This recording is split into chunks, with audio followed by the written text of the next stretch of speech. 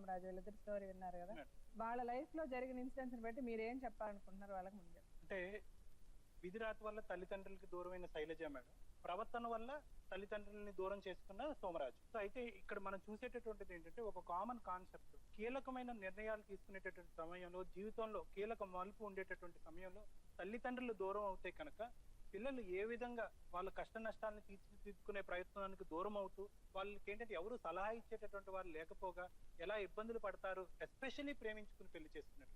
ఇదే సమయంలో సోమరాజు నీ తల్లిదండ్రులు సపోర్ట్ ఉన్నా, శైలజ తల్లిదండ్రులు బతుకున్నా కూడా ఖచ్చితంగా ఎంతో కొంత మాట సహాయం చేసి వీళ్ళిద్దరు సంసారాన్ని చక్కదిద్దే ప్రయత్నం చేసి ఉండేవారు.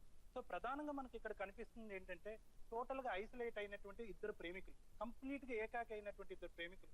వీళ్ళకి సపోర్ట్ చేస్తున్నటువంటి వ్యక్తులు అందరూ కూడా వీళ్ళ గురించి పూర్తి స్థాయిలో తెలిసినటువంటి వ్యక్తులు కాదు మేడం. కొద్దో గొప్ప సహకరించాలన్న తప్పదు అన్నటువంటి పరిస్థితిలో సహాయం చేసినటువంటి వ్యక్తులు. అయితే ఏదైతే కారణం వీళ్ళిద్దరూ ఏ అయితే కారణాల వల్ల, విధిరాత వల్ల అయినా అండి, చేతులారా తల్లిదండ్రులు దూరం చేసుకున్న సోమరాజు అయినా అవనియండి, ఏ కారణం చేతైనా దూరం చేసుకున్నా కూడా దానికి ఫైనల్ గా మనకు కనిపించినటువంటి రిజల్ట్ ఏంటంటే వీళ్ళిద్దరిలో పెరిగిపోయినటువంటి భావోద్రేకాలు. ఇప్పుడు ఇక్కడ చూస్తే కనుక సోమరాజు ఇనీషియల్ పార్ట్ అంటే ఆ మ్యారేజ్ అయినటువంటి కొత్తలో, ఈ 2 సంవత్సరాల కొత్తలో ప్రేమించి ఇద్దరు బానే ఉండేవారు. పిల్లలు బాబు పుట్టేంత వరకు కూడా, ఇన్ఫాక్ట్ క్యాన్సర్ తో బాధపడుతున్న ఆ తల్లికి కూడా కొంతవరకు అతను సహాయం చేశాడు. అక్కడ వరకు ఒక కొడుకులాగా పాత్ర వహించినా కూడా ఎప్పుడైతే అవతల వ్యక్తికి ఎవరితో అయితే ఇతనికి ఎఫైర్ ఉందో ఆ వ్యక్తి నుంచి ఎప్పుడైతే ఇతనికి ఒత్తిడి మొదలైందో అక్కడి నుంచి ఇతని ప్రవర్తనలో మార్పు కనిపించిందని మనం చెప్పుకోవచ్చు.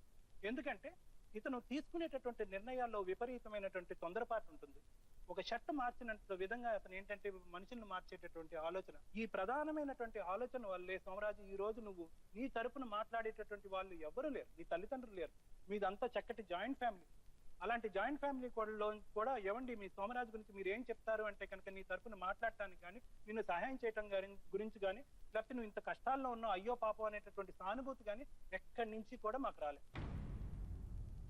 ఇది చాలా విచిత్రమైనటువంటి కోణం అని మనం చెప్పుకోవాలి. చూడటానికి నువ్వు చాలా అమాయకుల్లో ఉన్నావు, చాలా మంచిగా మాట్లాడుతున్నావు, కానీ ఇక్కడ ఎక్కడొచ్చిందంటే డిఫరెంట్, నీ మాటలకి, నీ ఆలోచనకి, నీ చేతలకి పొంతన లేకపోవటం. ఇది ఎంత ఇంపార్టెంట్ ఇష్యూ అంటే కనుక చాలా జీవితాలని చిన్నాభిన్నం చేసేస్తుంది అనమాట. చిన్న వయసులో నువ్వు తీసుకునేటటువంటి కీలకమైనటువంటి నిర్ణయాలు మీ తల్లిదండ్రుల అసహనాన్ని పెంచినాయి.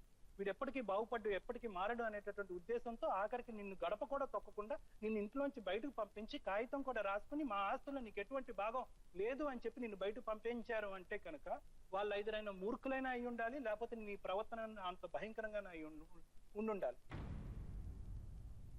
సో అదే ఏదైతే అనాలోచితమైనటువంటి నిర్ణయాల వల్ల వాళ్ళందరినీ ఇబ్బంది పెట్టావో అదే అనాలోచితమైనటువంటి ప్రవర్తన వల్ల ఇంకో జీవితాన్ని కూడా ఇప్పుడు పాడు చేస్తుంది. ఈ అనాలోచితమైనటువంటి నిర్ణయాలు తీసుకుని తప్పుడు తోవలో పోయేటటువంటి నీ జీవితం అంతా కంప్లీట్ గా గాడి తప్పింది. నీకు ఒక గమ్యం లేదు.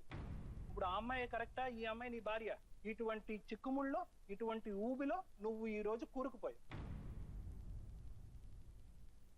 ఇది ప్రపంచంలో ఎవరికైనా కూడా నీ వయసులో ఉండేటటువంటి వాళ్ళకి ఇది నేర్చుకునేటటువంటి ఒక పెద్ద గుణపాఠం. తల్లిదండ్రులు తీర్చిదిద్దేటటువంటి విషయంలో వాళ్ళకి ఎదురుగుంటా వెళ్ళి వాళ్ళని ఎదిరించి మనం ఏదో తక్కువ సమయంలోనే మనం ఏదో ఆర్థికంగా స్థిరపడదామనో, లేకపోతే మన దారి మనం చూసుకుందామనో షార్ట్ కట్స్ ఎత్తుకేటటువంటి వాళ్ళకి ఇదే పరిస్థితి. నిన్ను ఇప్పుడు ఒక విధంగా నిన్ను మందలిస్తున్నా కూడా నీ మీద నాకు ఎటువంటి కోపం లేదు. ఫస్ట్ నీ కథంతా వింటం మొదలు పెట్టినప్పుడు నాకు చాలా సానుభూతి కలిగింది. అయ్యో ఈ అబ్బాయి ఏమి చేయని తప్పుకి తల్లిదండ్రులని దూరం అయ్యాడేమో అని. తర్వాత నెమ్మదిగా నీ కథంతా కూడా జీర్ణించుకునే కొద్దీ ఇక్కడ నీకు ఎక్కడో అనాలోచితమైన నిర్ణయాలు ఇప్పటికీ కూడా ఏం డిలే అవ్వలేదు. ఇప్పటికైనా కూడా నీ జీవితాన్ని నేను ఇక్కడ చెప్పేది ఏంటంటే మేడం, ఫస్ట్ అతని క్యారెక్టర్ అతన్ని ఇంప్రూవ్ చేసుకుంటే, అతని పర్సనాలిటీని అంటే ఇంట్రోస్పెక్షన్ అని మనం అంటా ఉంటాం. నేను ఎక్కడ తప్పు చేశాను, నేను ఎక్కడ తప్పు చేస్తున్నా, ఇంతమంది మనుషులు నన్ను ఎందుకు చేదరించుకుంటున్నారు, నన్ను ఎందుకు అసహించుకుంటున్నారు, ఎందుకు నన్ను దూరం పెట్టారు, ఎందుకు నేను పెళ్లి చేసుకున్నా కూడా ఒక భర్తగా గానీ ఒక తండ్రిగా గానీ నేను ఎందుకు పాత్ర వహించట్లేదని ఇంట్రోస్పెక్షన్ చేసుకుంటే కనుక తర్వాతే భర్త పాత్రలోకి గానీ తండ్రి పాత్రలోకి గానీ అతను వెళ్ళగలడు. వితౌట్ ఇప్పుడు పైన చెప్పేటటువంటి నేను మారిపోతాను, ఇంకెప్పుడు కొట్టను, ఆ అమ్మాయిని వదిలేసాను, ఇక్కడితో మనం సుఖంగా ఉందాము అనేటటువంటి పొడి పైన మాటలు ఆ అమ్మాయి మనసులో నమ్మకాన్ని చేకూర్చలేవు. నిన్ను చిన్నప్పటి నుంచి పెంచి ఇంత పెద్ద చేసినటువంటి తల్లిదండ్రులకే నీ మీద నమ్మకం లేదు. సరే ఆ నమ్మకాన్ని అంతా పక్కన పెట్టి ప్రేమించాను కాబట్టి ఆ అబ్బాయిని పెళ్లి చేసుకుంటాననే ఉద్దేశంతో ఆ అమ్మాయిని ఎదుర్కొంటా వచ్చి జస్ట్ ఒకే ఒక మాట, నమ్మకం అనేటటువంటి ఒక మాటతో నీకు దగ్గర అయింది. ఆ అమ్మాయి పరిస్థితి ఇప్పుడు ఏంటి? పోలీస్ స్టేషన్ చుట్టూ తిరగటమా?